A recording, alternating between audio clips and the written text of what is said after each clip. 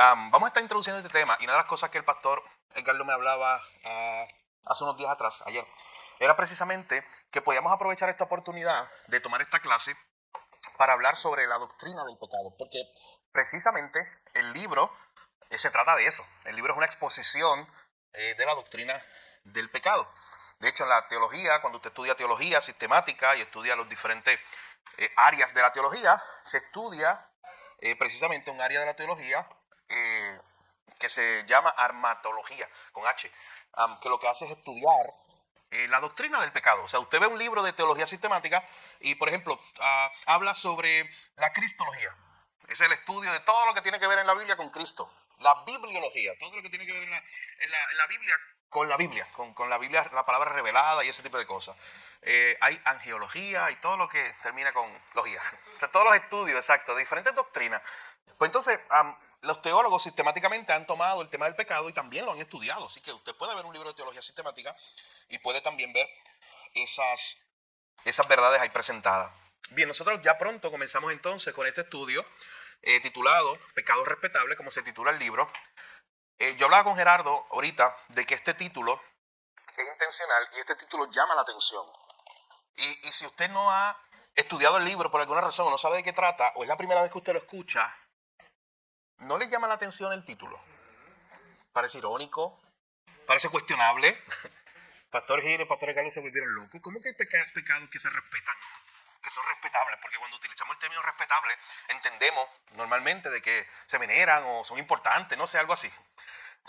Y estos títulos tienen que ver más bien con la actitud de nosotros hacia el pecado. Como muchas veces al pecado no lo tomamos como pecado.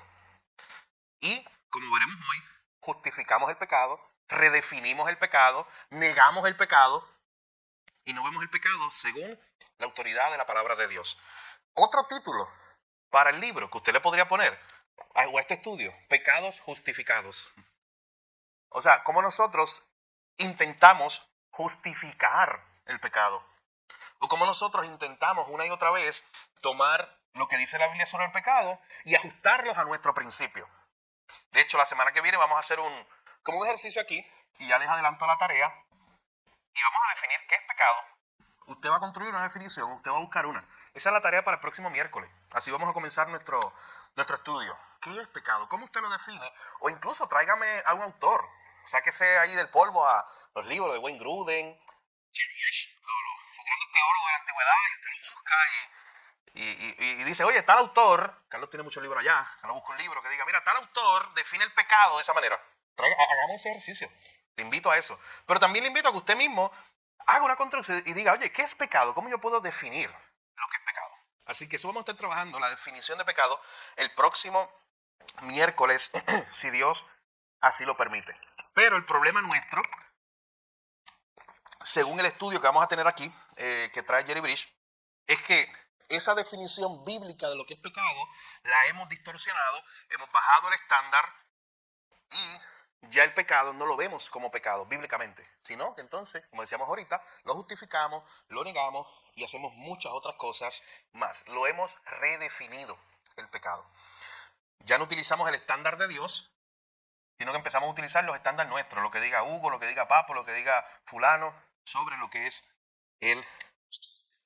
Así que yo lo que voy a hacer es, o lo que planeamos hacer en el día de hoy, es ir a la Escritura, varios ejemplos. Tenemos 1, 2, 3, 4, 5, 6, 7, como 6 ejemplos, tanto en el Antiguo como en el Nuevo Testamento, de personajes que en algún momento, escuche, redefinieron el pecado, negaron el pecado, lo intentaron justificar y simplemente hoy nos proveen ejemplos a nosotros para cuidarnos de eso. Así es. Así que antes de ir allá, yo le invito a que me acompañe, antes de ir a los ejemplos, al Salmo 19.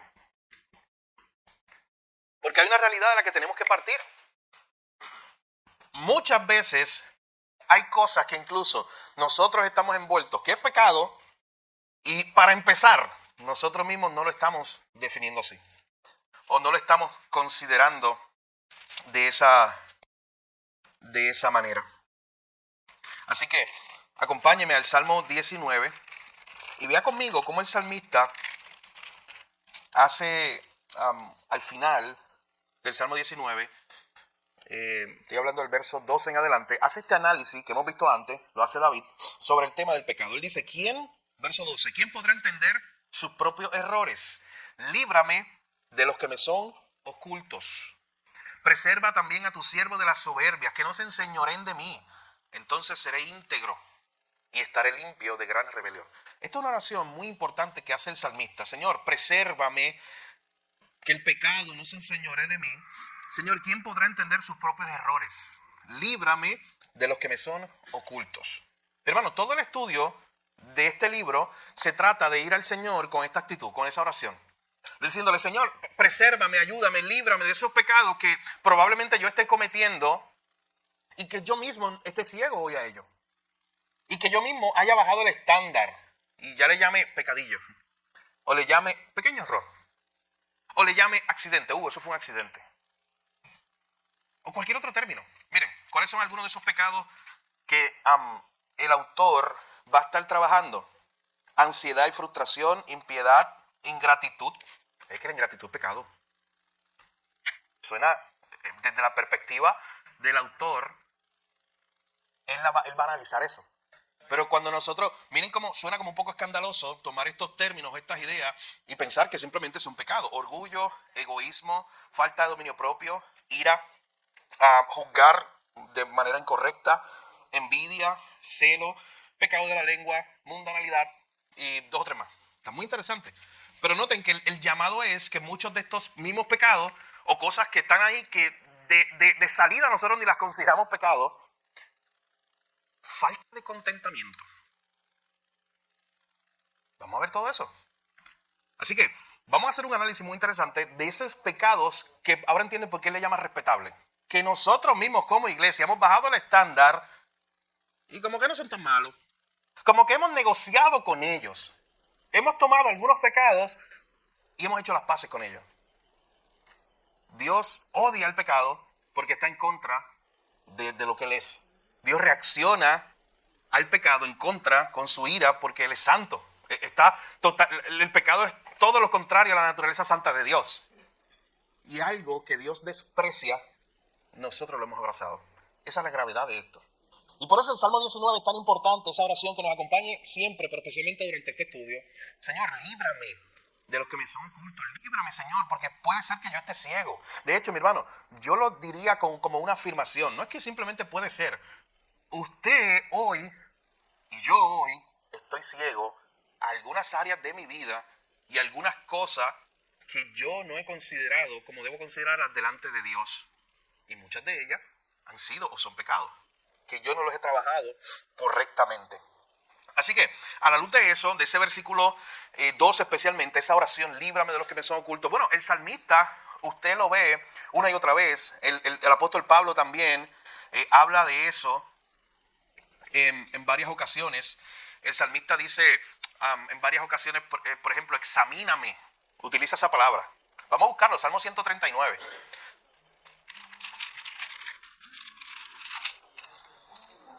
Hay himnos y de eso, y coritos. Miren el Salmo 139, de hecho, si usted estuvo el domingo aquí, yo cité este Salmo y leí casi los primeros 10, 11 versículos, o un poquito más, que hablaban acerca de cómo Dios conoce todas las cosas. Ese Salmo comienza con la omnisciencia de Dios, Dios conoce todo, y no me puedo escapar de Él, no hay nada oculto delante de Dios. Ese Salmo comienza con esa idea de que Dios conoce todas las cosas. Recuerdan que afirmamos el domingo que para Dios nada le toman como por sorpresa. Nuestras pruebas, nuestro sufrimiento, nada.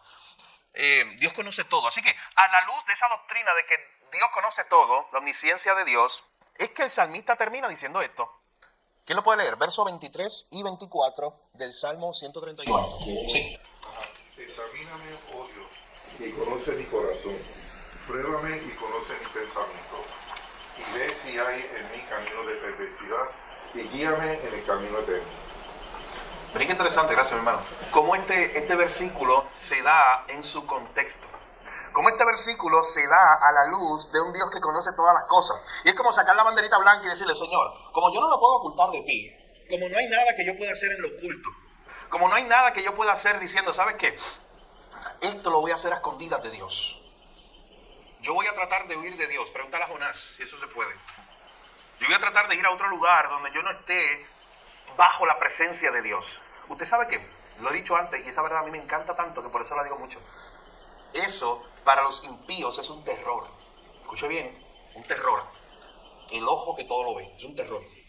Para el impío, para el que está huyendo, es un terror. ¿Cómo que hay un ojo? ¿Cómo que hay un Dios? ¿Cómo que hay un ser del cual tú no te puedes esconder? Eso es terrorífico para el que está huyendo. Pero para el que no está huyendo, para el que es hijo, esa es una de las verdades que trae más paz a tu corazón.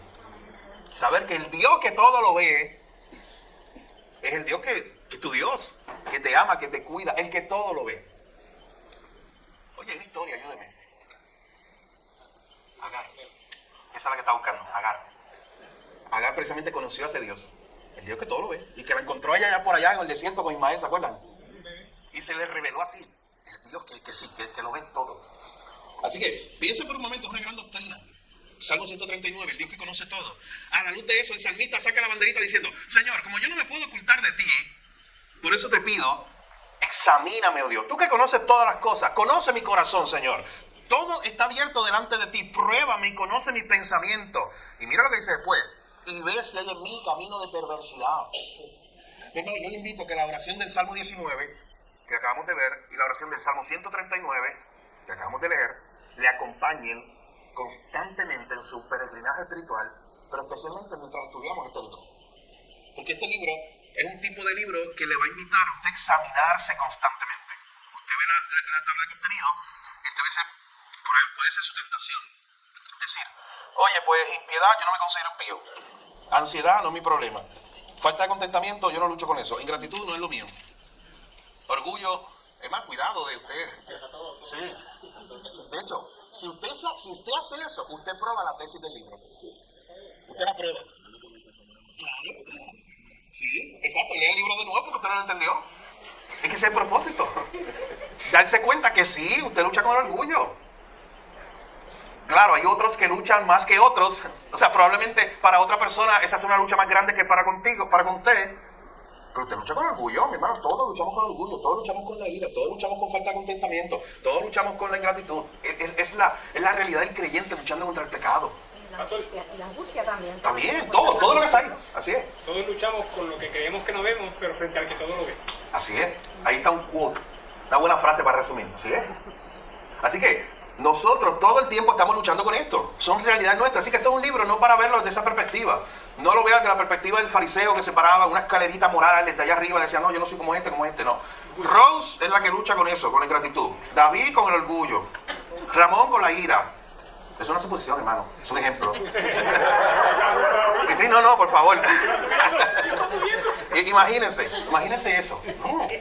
No, usted véalo de la forma correcta. Usted diga, no, Gil lucha con la ingratitud, Gil lucha contra la impiedad, Gil lucha contra la ira, Gil lucha contra el orgullo. Usted véase ahí. Sí. Y abra su corazón a la luz de estos versos bíblicos. Salmo 19, líbrame de estos pecados que para mí son ocultos y que yo no estoy viendo la lucha que yo tengo con orgullo. Léalo a la luz del Salmo 139, Señor, examíname y ve, porque ahí hay camino de perversidad y líbrame. De hecho, dígale, líbrame, sácame de ahí. Porque probablemente, si yo no oro de esa manera, yo termino entregado ahí, en ese pecado. Pasa que vivimos también en un mundo en que le hemos puesto una tabla de medir a los pecados, ¿no? Y miramos por encima o por debajo de hacia al lado nosotros. No, espérate, no está bien. Estoy bien porque aquel pega más que yo. Es lo mismo. Un ejemplo. Me voy a llevar el dulcecito. Coge un dulcecito allí prestado. No, pero está bien porque aquí se lleva un paquete. A ver, un dulcecito no va a hacer la diferencia. Santo. Un pequeño pecado. Me voy a poner yo, bueno, cuando nosotros decimos eso, un pequeño pecado, ya le estamos creando esa categoría. Voy a traer a un ejemplo personal que últimamente pues, me está dando mucho inquietud el guiar. Paciencia para guiar. Hay cosas que uno se encuentra en la calle. Claro. Yo en eso lo admito que y pues yo digo que hasta en eso entiendo yo que sí, que pecado. Algo que quizás para mucha gente, para mí antes no era bien insignificante, pero últimamente como que me está entrando una inquietud de bajar. Es parte de la obra del Espíritu Santo. en tu vida mientras tú abres tu corazón y le dices al Señor oraciones como esta: Señor, examíname y ve si hay en mí ese camino de perversidad, líbrame. Y entonces guíame en el camino correcto, guíame en el camino eterno. ¿Vas a decir algo, Raúl? ¿Por qué tú lo sabes? No, es que viendo hay una conexión. Lo que pasa es que, pensando que cuando está el predicador predicando, ¿verdad? En sermón, y entonces uno dice, oye, que bien le cae eso a fulano. Oh, sí. Fulano está aquí, que no soy yo. Es lo mismo, sí. Exactamente, gracias por traer un buen ejemplo de eso. Esta predicación no es para mí. Si hubiera venido fulano, ¿no? O sea, usted vaya primero delante de Dios usted y dígale: Señor, use estas mismas oraciones, Salmo 19 y Salmo 139. Como anillo al dedo. Claro, y vaya y diga: Dios me va a hablar a mí, me va a examinar, y hay algo que Dios quiere que yo cambie, que yo aplique del sermón todos los días, todas las veces que usted lee la palabra, que la escucha predicada. Claro que va a tener una aplicación a Pablo, porque Pablo probablemente esté luchando más con algo que yo, sí, probablemente, pero eso no quita de que yo lo pase por encima de mí, y no sea como el fariseo de Lucas 18, Señor, gracias, pues yo no soy como aquel pecador que hace esto, que hace lo otro. Y le empezamos a poner esas ideas del pecado pequeño, el pecado grande y todo ese tipo de cosas. De hecho, en la parte de atrás del libro, donde se hace como un resumen de las ideas principales, hay una pequeña pregunta. De hecho, hay dos preguntas. Una la vamos a estudiar con calma en los primeros capítulos, cuando la estemos estudiando aquí. Es: ¿qué ha pasado con el pecado? El autor hace un análisis excelente de eso. ¿Qué ha pasado con el pecado? ¿Cómo ha cambiado ese concepto de pecado? Pero escucha esta segunda pregunta que le hace, escúchala bien, porque de esto trata como la base para el resto de nuestra clase. Él dice: ¿será que los cristianos estamos tan preocupados por los pecados escandalosos de nuestra sociedad que hemos perdido de vista la necesidad de confrontar nuestros pecados más sutiles? Escuche bien, la repito. ¿Será que los cristianos estamos tan preocupados por los pecados escandalosos de la sociedad que hemos perdido de vista la necesidad de confrontar nuestros propios pecados más sutiles? ¿Es cierto? Los que toleramos. Y nos escandalizamos cuando sale la noticia de aquel que fue un adúltero, o de aquel que hizo aquello. Pecado de la sociedad. Usted nómbrelo. Esos pecados que consideramos como más escandalosos.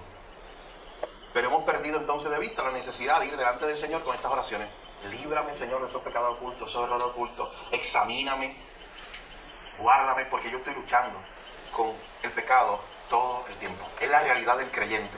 Es la realidad de Romanos 7. ¿Recuerdan en Romanos 7 Pablo diciendo: miserable de mí, yo estoy luchando, es una lucha real con el pecado que tengo?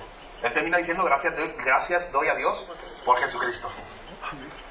Así que, a la luz de todo eso, que es parte de nuestra introducción, yo quiero que vayamos viendo algunos personajes en la Biblia, algunos datos de su historia, que de alguna manera, escucha bien, trataron de justificar su pecado, lo negaron, o simplemente trataron de no tomar el pecado como algo tan grande. Vaya pensando usted, piense, algún personaje en la Biblia que usted conoce que de alguna manera hizo eso, estaba ciego a su pecado y dio una excusa. ¿Qué personajes de la Biblia que se acuerde usted dio una excusa por su pecado, lo trató de justificar, trató de redefinir el pecado, simplemente lo negó y al final estaba ciego a su propio pecado? Empezando por el principio de la Saúl. No hay que ir muy lejos. Vamos a hablar de Saúl. Adán y Eva. Adán y Eva. Cogido. Adán y Eva. Es que esa es la naturaleza del hombre. Miren cómo el pecado distorsiona nuestra mente y nos hace distorsionar el diseño de Dios. Y usted tiene allá la narrativa de Génesis capítulo 3, cuando el hombre peca, le da la espalda a Dios, a través de la historia que usted sabe, la serpiente engaña a Eva, engaña a Adán. De momento, Dios los llama, allá en Génesis capítulo 3, versículo 7, parte de esas consecuencias del pecado. Que dice: entonces fueron abiertos los ojos de ambos, conocieron que estaban desnudos. Entonces cosieron hojas de higuera y se hicieron delantales. Oyeron la voz de Jehová Dios que se paseaba en el huerto al aire del día. Y el hombre y su mujer se escondieron de la presencia de Dios. Wow, mi hermano, escuche bien. El hombre, Adán y Eva, fueron diseñados para gozar de la presencia de Dios para siempre. Eso es lo que Dios quiso. Ese fue el diseño de Dios. Dios creó a Adán para que tuviera el privilegio de gozar de la presencia de Dios por toda la eternidad, para siempre. El pecado no es poca cosa, mi hermano. El pecado nos hace ciegos a la verdad más grande que nosotros podemos acercarnos. A la belleza más, podemos utilizar este adjetivo, la belleza más bella, más hermosa, iba a decir algo que tiene detrás. A Cristo, a Dios. Nos hace alejarnos de lo que más nos beneficia. Eso no hace pecado. Dios nos diseñó para que gozáramos de Él para siempre, para que disfrutáramos su presencia. Entra el pecado y mira lo que dice ese versículo 8. El hombre y su mujer se escondieron. Ellos habían sido diseñados para gozar de la presencia de Dios, para estar en una relación con Dios perfecta, de armonía, de gozo en el Señor. El pecado, sin vergüenza, y el pecado, ahora lo que trajo, parte de las consecuencias, es que ellos se escondieron, se empezaron a sentir incómodos. ¿No es interesante? Para que van a naturaleza el pecado. Se empezaron a sentir incómodos. ¿Por qué? Lo decíamos ahorita, por la naturaleza de Dios. Porque Dios es santo. Y al ellos haber pecado y caído, ya se sentían incómodos. No estaban cómodos delante de un Dios tan santo. Y delante de ese Dios santo que todo lo ve, ellos se sintieron incómodos. Y mira lo que dice: se escondieron de la presencia de Dios entre los árboles. Intentaron ellos esconderse del Dios que todo lo ve. Jehová Dios llamó al hombre y le dijo: ¿dónde estás tú? La gracia de Dios, increíble, la misericordia de Dios. Lo llamó, lo buscó. No tenemos a Adán ahí intentando sentarse con Dios. Dios, cuando quieras, hagamos una reunión, vamos a sentarnos porque Eva y yo pecamos y queremos tratar de arreglar esto. Eso nunca ocurrió. El pecado distorsionó el deseo del hombre de vivir para la gloria de Dios, para lo que fue creado, de estar con Dios. Dios lo llama, Dios lo busca. ¿Dónde estás tú? Y él respondió: oí tu voz en el huerto. Y mira lo que dice: tuve miedo porque estaba desnuda y me escondí. Adán no fue creado para esconderse de Dios. Noten todo lo que está siendo distorsionado aquí por el pecado. Adán fue creado para estar delante de Dios. Y Dios le dijo: ¿quién te enseñó que estabas desnudo? ¿Has comido del árbol que yo te mandé que no comiese? No hace la pregunta a Dios porque no lo sepa, lo hace la pregunta para sacar la respuesta de Adán. Para decirle a Adán: yo sé, Adán. No intentes esconderte de mí, Adán. No funciona eso. Verso 12. Hemos estudiado muchas veces este pasaje. El hombre respondió: la mujer que me diste por compañera me dio del árbol y yo comí. La primera Pasó la hora. Sí. Las excusas son un pecado. Lo primero que hicimos, y cuando digo hicimos, es que nosotros estamos en Adán, acuérdense. Él era nuestro representante de la humanidad. Lo primero que hicimos fue eso. No reconocer el pecado, como rebelión contra Dios, como lo vamos a ver. Allá tiene algo de la definición de la semana que viene. Sino, nos justificamos. Intentamos echarle la culpa al otro. Intentamos buscar afuera lo que tenemos que buscar adentro. En el sentido de la culpa o la razón o la responsabilidad. Fui yo, Señor. La mujer que me diste por compañera me dio del árbol y yo comí. Yo estaba tan tranquilito aquí en el jardín. ¿Y a ti se te ocurrió de alguna mujer? ¿Qué tú crees eso? Sí. Sí, implícitamente, sí. Porque ¿quién le dio a esa mujer? O sea, ¿quién le dio a Eva? Fue Dios. O sea, el diseño perfecto es Dios, el te dando a Eva, y tú ahora te estás quejando porque ella fue la que trajo todo este asunto aquí. Ella fue la causante. De hecho, lo hemos hablado antes igual. El hecho de que Dios lo llame a él primero nos enseña el diseño de Dios desde el principio para la familia. Él era el líder del hogar. Y Dios lo llama a cuentas a él. Entonces Jehová le dijo a la mujer, verso 13: oye, pues si fue ella, siendo el juego. Eva, ¿qué es lo que has hecho? Dios sabía todo. Dios sabía que Adán no era inocente y ahora entonces le estaba echando la culpa a Eva. No, Dios sabía todo. Está simplemente sacando o haciendo que ellos hablen su pecado. ¿Qué es lo que has hecho? Y la mujer dijo entonces, verso 13: la serpiente me engañó y yo comí. La serpiente me engañó y comí. Noten, igual, lo mismo que hizo Adán. Busca una causa ajena, externa, para tratar de justificar su pecado. Adán, ¿cuál fue? No, yo estaba tranquilito aquí, tú me enviaste a esta mujer y entonces ella me incitó a pecar y yo pequé. Eva, no, yo estaba tranquilito en el jardín y una serpiente vino y me engañó. Ninguno ha dicho, yo pequé contra ti. Hasta en este punto. Eso es lo que hace el pecado, nublarnos, justificarnos o intentar justificar el pecado. No verlo tan grave. El pecado hace muchas distorsiones en nuestra mente, lo vamos a estar viendo en esta clase. No verlo tan grave como es, intentar justificarlo como está haciendo Adán y Eva aquí. Hay otro que me llama la atención, y es Génesis 18. Es Sara. Entre ellos hay muchos más, mi hermano, lo que pasa es que no lo estamos viendo en orden. De hecho, si usted piensa en uno, y lo puede traer a la clase, estos personajes que hayan intentado justificar su pecado, no lo hayan reconocido, lo hayan negado, o alguna otra cosa parecida. Mire lo que dice Génesis 18. Vamos a leer del 1 en adelante para conectar esta historia. Después le apareció Jehová en el encinar de Mamré, estando Abraham sentado a la puerta de su tienda, en el calor del día. Y alzó sus ojos y miró, y aquí 3 varones que estaban junto a él. Y cuando los vio, salió corriendo de la puerta de su tienda a recibirlo, y se postró en tierra. Y dijo: Señor, si ahora he hallado gracia en tus ojos, te ruego que no pases de tu siervo, que te traiga ahora un poco de agua y lavad vuestros pies y recostaos debajo de un árbol. Y traeré un bocado de pan y sustentad vuestro corazón y después pasaréis, pues por eso habéis pasado cerca de vuestro siervo. Y ellos dijeron: haz así como has dicho. Entonces Abraham fue deprisa a la tienda de Sara y le dijo: toma pronto 3 medidas de flor de harina y amasa y haz pan cocido debajo de rescoldo. Y corrió Abraham a las vacas y tomó un becerro tierno y bueno y lo dio al criado, y este dio prisa a prepararlo. Y también mantequilla y leche y el becerro que había preparado y lo puso delante de ellos y le tuvo con ellos debajo y comieron. Muchos estudiosos de la Biblia entienden que lo contrario a la teofanía de aparición de Dios, de Cristo, en el Antiguo Testamento. Ahora le llaman cristofanías. Cristo se encarnó en Belén. Antes de eso, él no estaba por aquí en carne. Pero sí hubo unos eventos en el Antiguo Testamento donde hay unas apariciones, especialmente ese término, el ángel de Jehová. Cuando usted lo lea, tiene que fijar siempre el contexto. Porque hay algunas ocasiones donde el ángel de Jehová recibe adoración o recibe unos nombres que no se le dan a Juan de Pueblo, que solamente les corresponde a Dios. Siempre que usted vea el ángel de Jehová, vea el contexto. Si hay unos atributos que son solo de Dios, es una teofanía, es una aparición de Dios allí, como en forma de hombre en ese momento. Así que es parte de lo que está pasando aquí. Llegan donde Abraham les hace el banquete, los recibe. Recuerden que esto es justo antes de que venga Sodoma y Gomorra. Después de ellos se iban a mover para la destrucción de Sodoma y Gomorra. Él llama a Sara para que prepare una comida y todo. Pero miren lo que ocurre desde el verso 9. Le dijeron: ¿dónde está Sara tu mujer? Y él respondió: aquí en la tienda.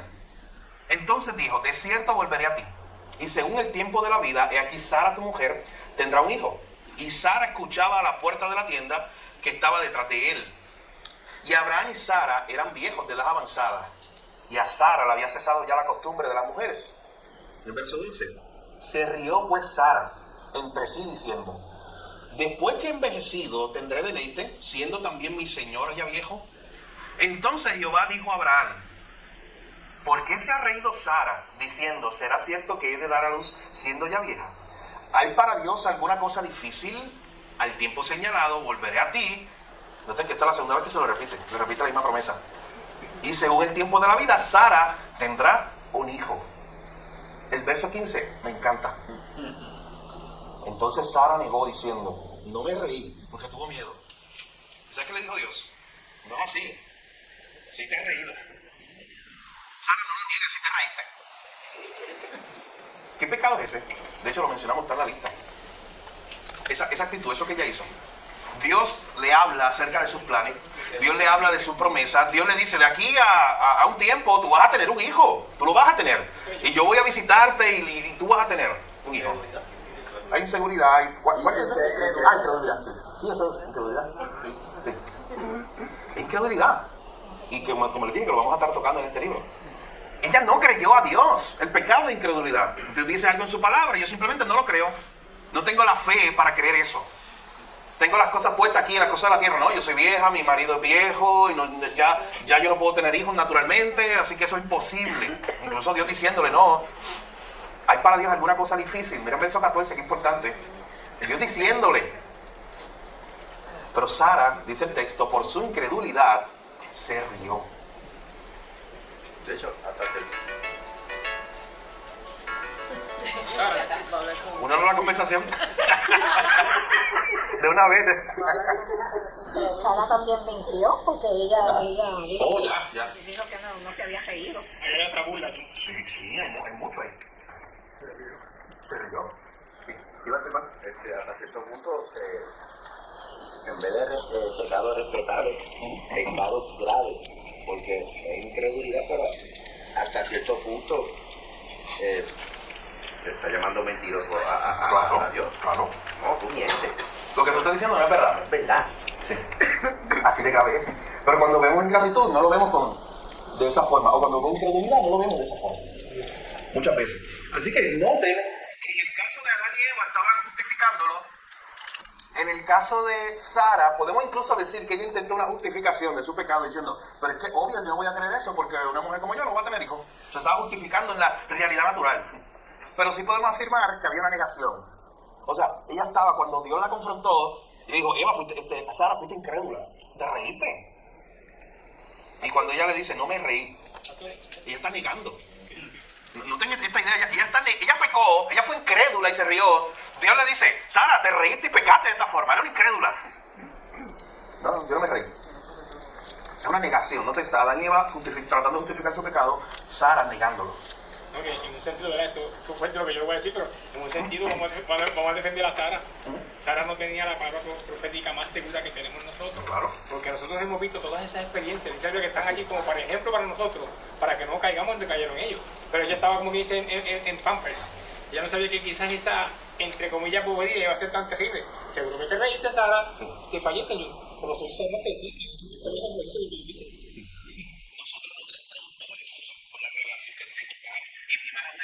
en la etapa que tenemos nosotros de cuando ya se completó la revelación. Pero ciertamente ya había milagros que se habían hecho, ya Dios había intervenido de tanta forma. Y Sara simplemente dice, me reí. Pero bueno, ella confiesa al final, solo cuando Dios la confronta. Pero en realidad, mi hermano, lo que vemos aquí, para ir comparando estas ideas, Adán y Eva, de cómo los personajes lidian con el pecado, Adán y Eva lo intentaron justificar, Sara lo niega, ese pecado de incredulidad. ¿Te imaginas eso? Eso es como nosotros. Ir a la Escritura, ser confrontados con la Escritura. Oye, Gil, eres orgulloso. Y yo salir de ahí diciendo, no, yo no soy orgulloso. Es lo mismo. Hay una negación de lo que Dios en su palabra está diciendo y afirmando que yo soy en mi pecado. Y estoy siendo confrontado por ese pecado y simplemente digo, no, yo no soy eso que tú estás diciendo que yo soy. Así que el pecado lo intentamos justificar, lo negamos y ahora sí llegamos a Saúl. ¿Qué te crees, Saúl? Primero de Samuel 15, acompáñame allá.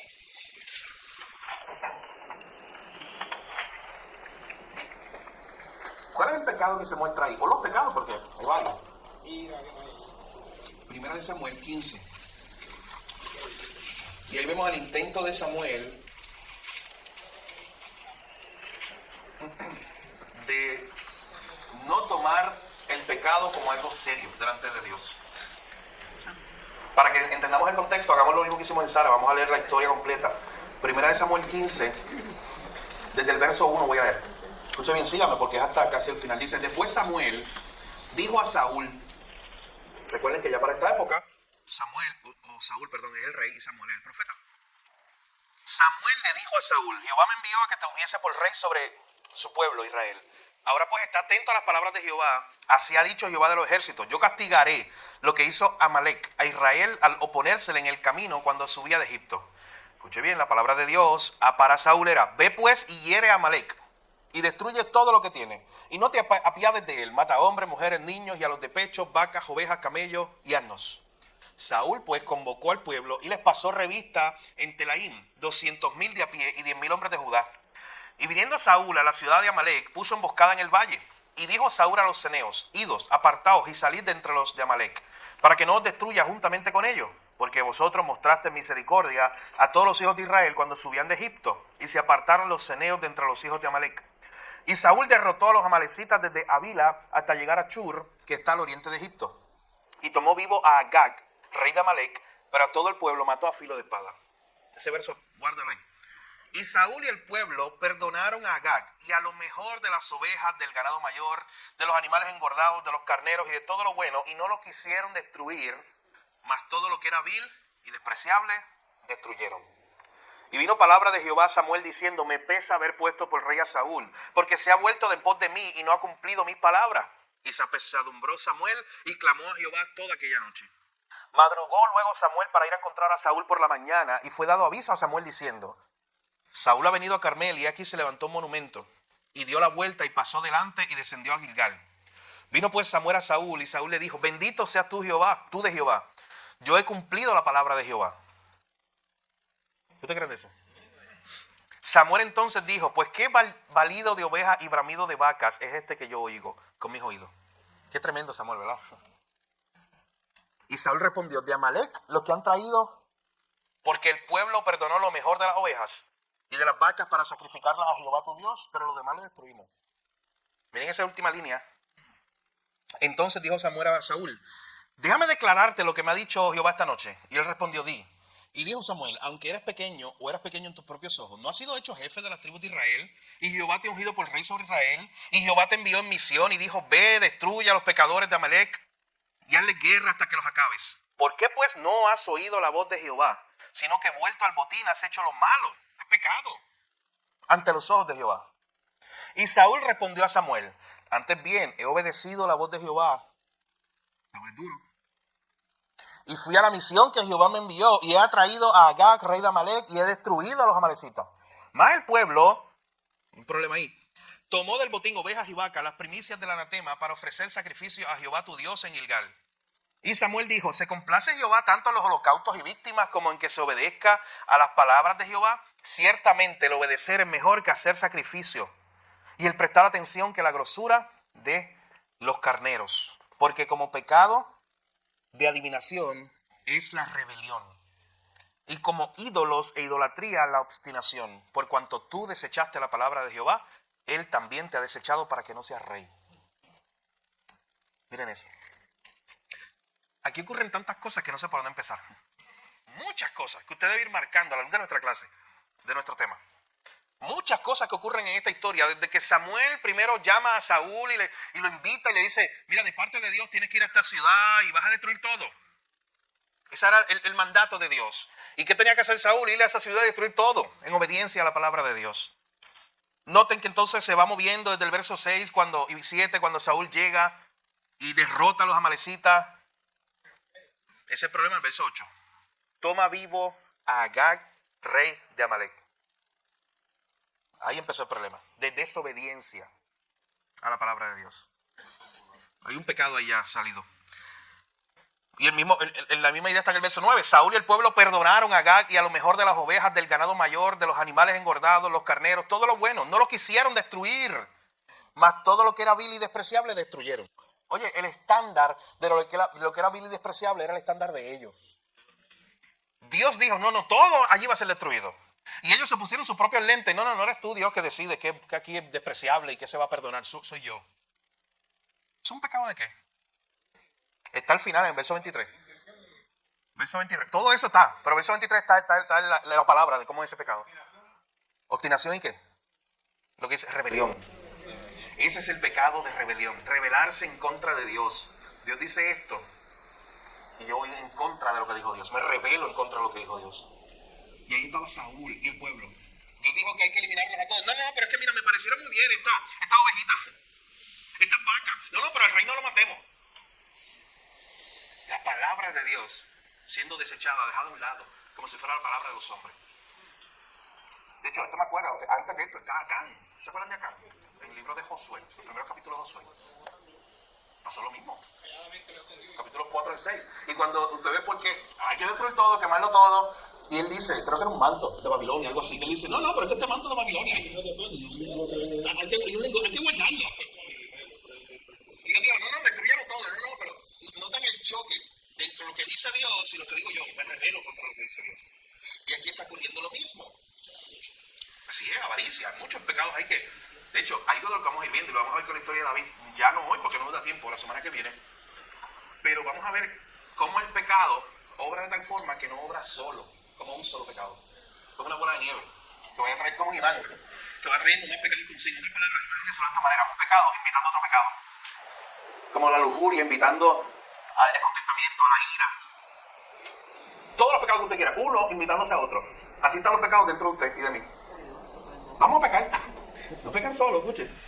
Y normalmente usted lo que ve en una escena de su propia vida y de las vidas que estamos estudiando aquí es eso. Es como una bola de nieve, varios pecados que se van dando ahí. Pero no es lo que pasa ahora, verso 10. La palabra de Jehová viene a Samuel. Dios entonces llama a Samuel, del Dios que lo ve todo, como he estado diciendo hoy. Dios vio eso y Dios le dice, oye, me pesa haber puesto a Raúl por rey. Él se ha vuelto después de mí. ¿Y qué yo dije? A Raúl. wow. No está ni cerca. Ese era el hermano.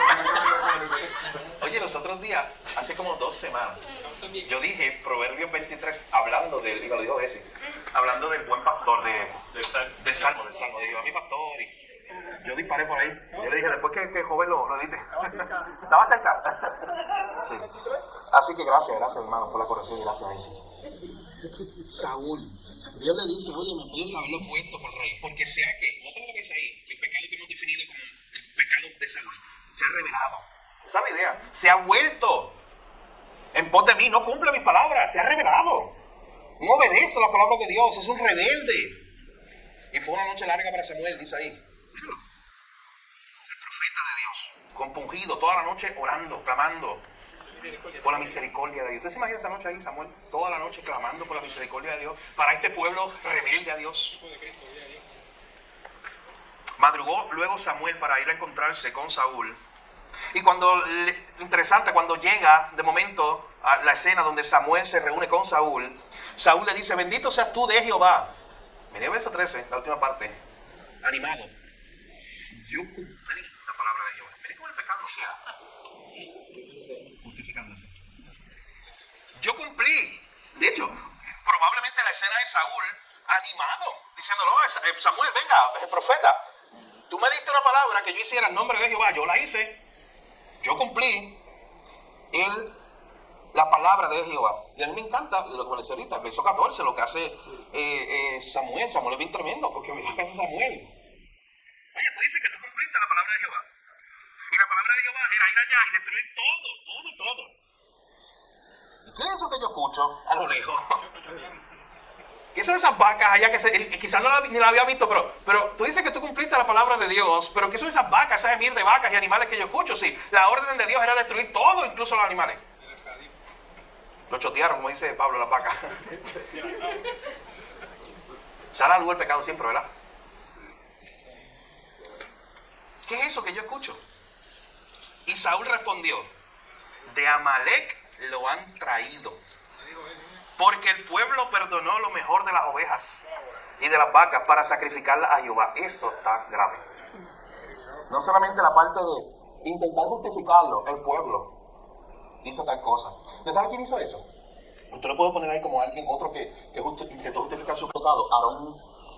¿Usted se acuerda cuando Moisés está subiendo el monte y Aarón se había quedado? Y Aarón mandó a construir ese becerro de oro y todo eso. Cuando baja cuando baja Moisés, se entera de todo eso. Y cuando se entera de todo eso, ¿qué le dice Aarón? No. El pueblo tiró ahí todas las prendas de oro y ellos se construyó eso. Ellos lo construyeron, intentando justificar. Y salió ese becerro ahí, pues lo adoraron. Una justificación. Miren cómo nosotros somos tan creativos en nuestras justificaciones. Miren, la Biblia nos refleja quiénes somos tú y yo. Aarón es un hombre como tú y como yo. A mí me encanta lo que dice la Biblia de Elías en Santiago 5. Dice, Elías, tú lo ves y a veces pones a Elías allá arriba como volando casi, ¿no? Elías era como tú y como yo, sujeto a pasión. Elías luchaba con el pecado como tú luchas con el pecado. Había días que Elías tenía tanto miedo, había días que Elías tenía falta de confianza en Dios que se escondió en una cueva. Ese era Elías como tú y como yo, luchando con el pecado todos los días. Ese era Aarón, como tú y como yo. Somos así, somos bien creativos, intentando justificar nuestro pecado. Nos surgen muchas historias. Ese es como el hijo que llega tarde a la casa. ¿Y cuántas historias nos inventan? O que no llegó anoche a la casa. Puede ser bien creativo. Inventando historias de por qué no llegó anoche a la casa. Justificando, somos muy creativos justificando nuestro pecado. Así que ahí tenemos a Saúl diciendo, el pueblo perdonó lo mejor de las ovejas y de las vacas, pero Dios no había dicho que todo era destruido. No, pero según el criterio de ellos, había unas cosas que eran mejorcitas y había que guardarlas. Lo demás lo destruimos. Miren lo que está haciendo ahora Saúl. Es como tratar de hacer pequeño. Esto fue, Samuel, no me malentienda, esto fue un pequeño error. Samuel, mira, nosotros destruimos todo. Samuel, en realidad nosotros cumplimos la palabra de Dios, pero excepto esto pequeño, unas vacas ahí que guardamos porque eran de las mejorcitas, lo demás lo destruimos. Pero, verso 15, el medio ahí más o menos, ¿notan algo ahí grave? dentro de la justificación de su pecado. Mira a ver si aquí lo ve. Lo que salvaron de las vacas, que era para sacrificar. Ahí está, la espiritualización.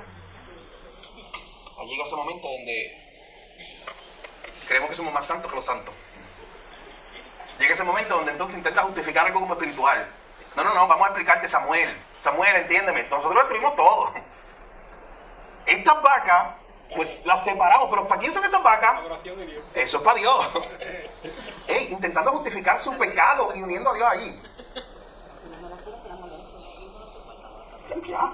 Ahí Rose le destruyó la teología a Saúl. Si Dios no la quiere, la mandó a destruir.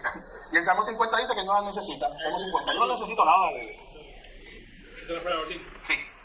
También cuando le dice que era para sacrificarla y ella sacrificarla con tu Dios. Oh, sí, esa está ahí, importante así. No, para que veas que esto es serio. Samuel, el Dios real, el Dios que tú le sirves. El Dios que tú intercedes, para que tú intercedas por nosotros. Eso es para Él, como decirle, vete y dile que eso es para Él. ¿Para qué? Para intentar justificar. Saúl no tiene un concepto correcto de Dios, que él creía que Dios le iba a decir, tranquilo Saúl, qué bueno que me trajiste estas ovejas, están muy lindas, gracias. Yo estaba buscando estas vacas, yo las necesitaba. ¿Qué creía Saúl? Que Dios iba a pensar de esa manera, que era como él. Pues mira cómo el pecado, lo que estamos viendo, cómo el pecado va a distorsionar nuestro concepto de Dios, nos pone creativos, justificando. Hermano, vuelvo y repito, cada vez que usted ve un personaje como este en la Biblia, ahí está usted, ahí estoy yo. ¿Cuántas veces nos hemos puesto creativos justificando nuestros pecados? Pero ¿cuántas veces lo vemos bien escandaloso en Saúl? Pero ¿cuántas veces nosotros hemos caído ahí? Incluso de espiritualizar algo que es pecado o que no es correcto, que no está bien, para tratar de justificar nuestro propio pecado. ¿Usted sabe qué?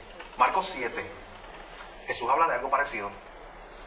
Había una tradición o una práctica que se estaba llevando a cabo donde se supone que los hijos cuidaran a sus papás económicamente. ¿Y sabe qué ocurrió? Empezó una tradición de decir, no, este dinero es corbán. Era un término que se utilizaba para decir, este dinero es una ofrenda designada. Esto es para Dios, bien espiritual. Claro, porque ellos no querían tener que sacar una partecita de su dinero para cuidar a su papá. Entonces también sacar dinero para la iglesia o para el templo en ese tiempo. Y trataban de espiritualizar esta idea. No, lo que era para mi papá, que es mi responsabilidad, y más en ese tiempo era su responsabilidad sostener a su papá económicamente. Lo que era para eso, no, esto es para Dios. Y como es para Dios, no él va a entender. Es más, te lo estoy dando a Dios, te lo estoy dando a ti. Eso está bien. Espiritualizamos. Muchas veces, mi hermano, eso lo hacemos, por eso son pecados respetables, pecados que justificamos, pecados que los vemos como pequeños y que muchas veces estamos ciegos a ellos. Lo hacemos más de lo que tú y yo creemos, esta idea. De incluso tratar de espiritualizar algo. Déjame declararte lo que Jehová me ha dicho esta noche. Y él respondió, di. Tal vez tenía esperanza ahí. Saúl le cree que estaba haciendo lo correcto. Y dijo Samuel, aunque eras pequeño en tus propios ojos, ¿no has sido hecho jefe de Israel y Jehová te ha ungido por rey sobre Israel? Y Jehová te envió en misión y dijo, ve y destruye a los pecadores de Amalek, hazle guerra hasta que los acabes. ¿Por qué no has oído la voz de Dios? Porque has sido rebelde. Esta naturaleza del pecado. Rebeldía a la voz de Dios. Trabajen con sus definiciones para el miércoles que viene. Puedo utilizar pasajes como esto. ¿Qué es pecado? Es esto, no oír la voz de Dios. Verso 20. ¿Qué hace el pecado? Y sé que nos hemos pasado por unos minutos, pero vamos a terminar la idea. Verso 20. ¿Qué hace el pecado? Nos hace tercos y nos ciega cada vez más cuando lo estamos intentando justificar. Hasta este punto Saúl todavía no ha entendido. Y hasta este punto todavía Saúl, ¿qué hace? Mira el verso 20, ¿intentando qué? Justificar. No, sí, yo he obedecido la voz de Dios. Yo fui a la misión que Jehová me dio. He traído a Agag, rey de Amalek, y noten la última justificación. No, y yo destruí a los amalecitas. El pueblo tomó del botín de las ovejas y las vacas para ofrecértelo a tu Dios. Noten, en ninguno hasta este punto, todo lo que ha hecho Saúl es que intentar justificarse delante de Dios, no reconocer su pecado.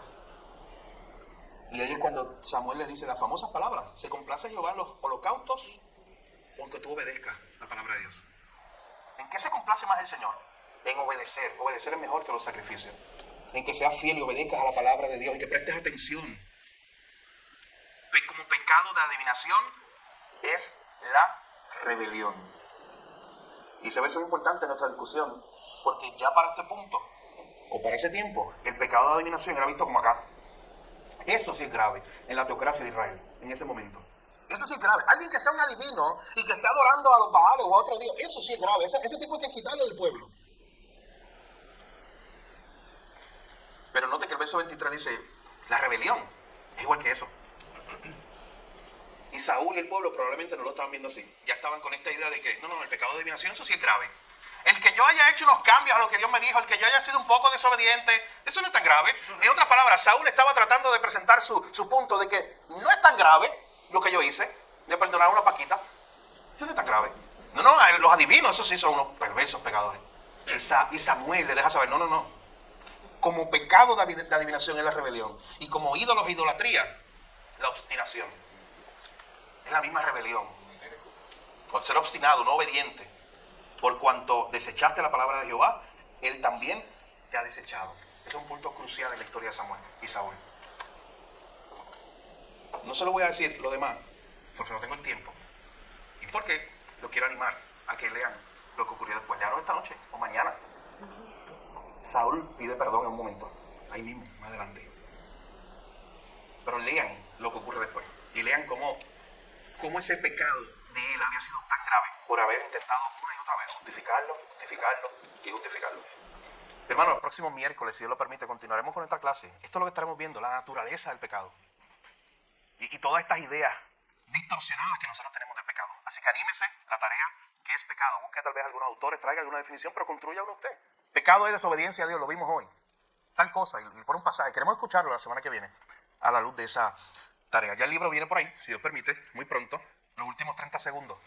Hermano, mañana, ya Roger me escribió, me llegó el mensajito, está en Puerto Rico, el pastor Roger. Mañana a las 9 de la mañana yo están aquí para hacer logística, almorzamos a las 12 si Dios permite, y a la 1, escuche bien, lo invitamos a que usted esté con nosotros a la 1. Todo el que pueda, mañana vamos a ir a Los Caobos. A la 1 de la tarde tenemos tratado, tenemos las invitaciones del evento. Recuerden el evento, mi hermano. De 9 de la mañana, va a ser hasta el mediodía y cerramos con unos hot dogs allí que se le van a dar a los niños. Invita a sus propios niños. Invita a sus nietos para que vayan allí a jugar pelota ese día y conocer a otros niños y también será evangelizado. Así que anímelo. Vamos a tener unos flyers y de hecho él los trae. Pero lo tenemos ya digital, se lo podemos enviar para que usted lo comparte. Invita a sus nietos, a familiares, vecinos, para que estén ahí en el polideportivo de Los Caobos. 9 de la mañana vamos a estar jugando pelota y hablando acerca de Jesús ese día, allí con los misioneros. Así que le invitamos a que esté ese día también. Necesitamos manos para muchas tareas ahí que vamos a ver ese día. Saque ese día de 9 a 12 el sábado, si usted puede estar con nosotros. Mañana a la 1 de la tarde, todo el que puede y esté disponible para evangelizar y llevar la promoción de este evento, también lo esperamos aquí. Así que vamos a orar para cerrar esta parte. Padre, gracias nuevamente por este tiempo, esta oportunidad de estar juntos por medio de tu palabra, siendo edificados a través de ella. Te pedimos sabiduría, Señor, te pedimos que nos ayudes a aplicarla a nuestras vidas y que lo que tú has llamado pecado nosotros lo consideremos como tal. Ayúdanos a ser obedientes a ti, no rebeldes a ti, Señor. Líbrame de los errores ocultos, líbranos de los pecados ocultos. Examina nuestros corazones, Señor, te pedimos a través de este estudio, a través de tu palabra. Gracias te damos por tu palabra, en tu nombre te lo pedimos todo, Jesús. Amén.